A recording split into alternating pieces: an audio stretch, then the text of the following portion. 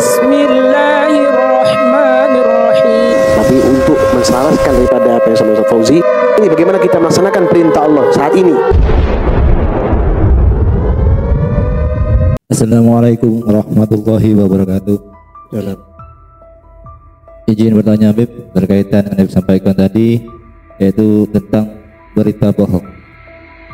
Mohon pemahamannya Habib, jika konteksnya tadi berita bohong itu dalam ikatan orang-orang seperti yang disampaikan di Al-Quran, orang-orang yang Allah berikan petunjuk,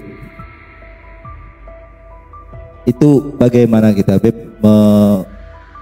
memahami dan lebih berhati-hati lagi untuk terhindar dari prasangkaan, karena tidak jarang kita ini, kita saya ini yang belajar, masih tingkat belajar, ketika Allah berikan sedikit petunjuk belum bisa memahami apakah berita atau petunjuk ini benar murni dari Allah sebagai berita yang disampaikan atau berita yang untuk bisa dipahami.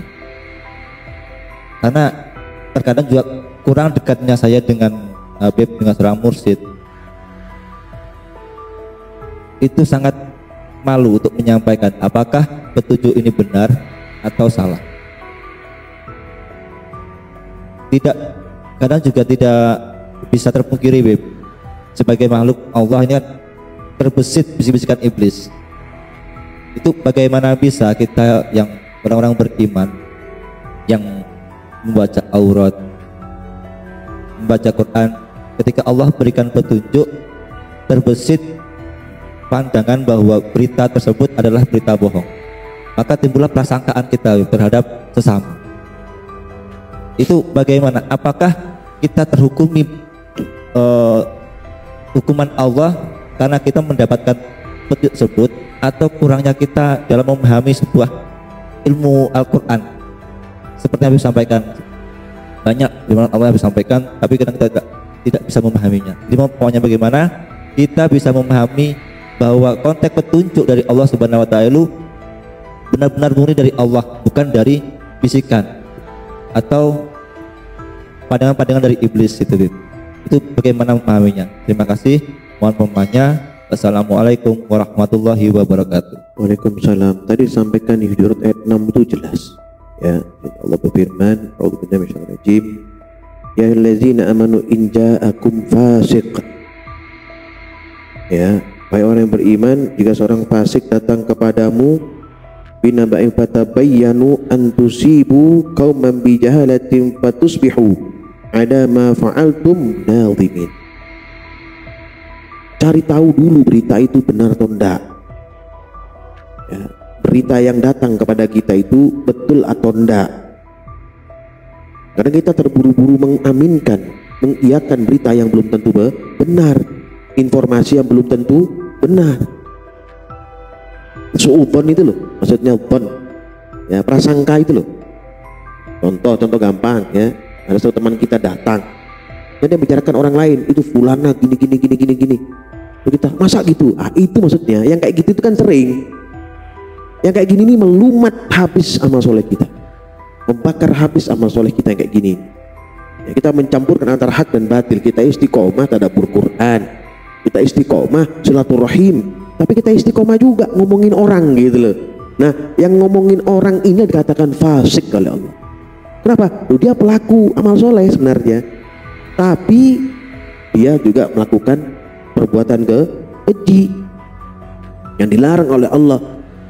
Bisa golongan dolimul nafsi atau muktasib, golongan pertengahan, atau orang yang mendolimi dirinya sendiri. Tadi disampaikan di ayat yang lain, seperti makan daging saudaranya yang mati itu kan menjijikkan itu ya. Ya, jadi dicek dulu berita tersebut benar atau enggak, supaya apa? Supaya kita enggak binasa. Binasa ini diartikan apa di sini? Maksudnya binasa itu, loh, kalau kita jelek nama kita, buruk prasangkaan orang kepada kita, ya karena mungkin ucapan kita atau perilaku kita tidak baik kepada orang lain, sehingga muncul mereka antipati kepada kita, tidak mau bergaul dengan kita. Loh, kita bisa hidup sendiri? Nggak bisa. Di sanalah namanya binasa. Paham ini ya? Ini hal yang sangat penting untuk kita pahami, Bang. Banyak orang keliru di sini. Kalau tidak Allah jaga kita daripada dosa-dosa yang besar, ya mungkin kita sudah nggak akan selamat. Berarti kan di surat selanjutnya An-Nur 19 dan 20, di ayat 61 aja, di ayat 20-nya. Ya, walaula fadlullahi 'alaikum wa rahmatuhu wa annallaha ra'ufur rahim. Perhatikan ini. Kalau bukan karena karunia Allah dan rahmatnya kepadamu, dan bukan karena Allah Maha Penyantun lagi Maha Penyayang, saya kamu akan ditimpa azab. Karunia Allah itu apa? Quranul Karim ini. Rahmat Allah itu apa? Al-Quran yang turun ke dada kita ini. Ini karunia Allah. Asbab dibacakan ini kita tahu sehingga kita menjauhi dosa-dosa dzon tadi itu. Ya, atau kita su'udzon itu ya. Kalau su'udzon prasangka buruk, husnudzon prasangka baik, dzon itu prasangka gitu. Firman Allah tadi surat yang terakhir Al-Fakir bacakan itu, Hujurat ayat 12. Ini familiar ayat ini, sering dibacakan, tapi sering juga kita langgar. Ya, tidak terbatas orang itu memang pernah dia mondok, dia baca Quran atau ibadahnya nggak pernah putus, atau yang nggak pernah mondok atau nggak pernah melaksanakan atau belajar agama lebih dalam, nggak nentu. Siapapun bisa terjangkit penyakit yang namanya dzon ini tadi, prasangka, maksudnya suudzon itu prasangka buruk. Ya. Ini akan membahayakan ya hubungan kita dengan Allah Subhanahu wa Ta'ala. Berisiko kita orang beriman untuk berhubungan dengan Allah itu berisiko jika ada suudzon, ada prasangka buruk kepada orang lain. Ya, cari tahu dulu. Oh, saya telepon fulan, saya telepon fulana, kok nggak diangkat-angkat teleponnya. Saya WA fulana, kok nggak diangkat-angkat WA-nya. Kenapa ya? Kamu cek diri sendiri dulu. Nggak saya salah, nggak saya punya keliru dengan mereka, nggak saya punya kata-kata yang kurang tepat, nggak saya punya permasalahan yang nggak terselesaikan, nggak saya tidak tahu mungkin ada sesuatu yang kurang enak yang dia rasakan. Mungkin begitu. Kita lari ke diri kita sendiri dulu sebelum kita cari orang ketiga untuk membantu kita, atau kita kunjungi langsung kalau kita punya keberanian. Ini bisa dipahami ya. Yang kayak gini ini kadang bisa, dia tidak mengerti, dia benci sama saya. Ya belum tentu. Ya, bisa saja HP-nya hilang, HP-nya jatuh, ya, atau mungkin ada satu masalah, ya, sehingga dia tuh nggak mau bicara dengan kita telah menyalahi mereka. Bisa saja begitu. Inilah perlunya kita memahami, perlunya kita mencari informasi terlebih dahulu, perlunya kita tabayun terlebih dahulu ya. Perhatikan itu ya.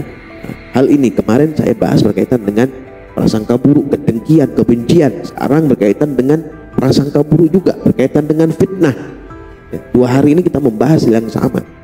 Kenapa? Jangan sampai amal soleh kita di bulan-bulan sebelumnya yang Allah sucikan, Allah muliakan, itu bisa tergerus habis karena perilaku-perilaku dosa atau kesalahan yang mungkin kita tidak merasakannya, atau mungkin kita tidak menyadari. Bisa dipahami ya Bang ya? Nah seperti itu. Jadi prasangka buruk itu hati-hati. Saya tambahkan lagi firman Allah tadi yang terakhir Al-Fakir bacakan, Al-Hujurat ayat 12 ya.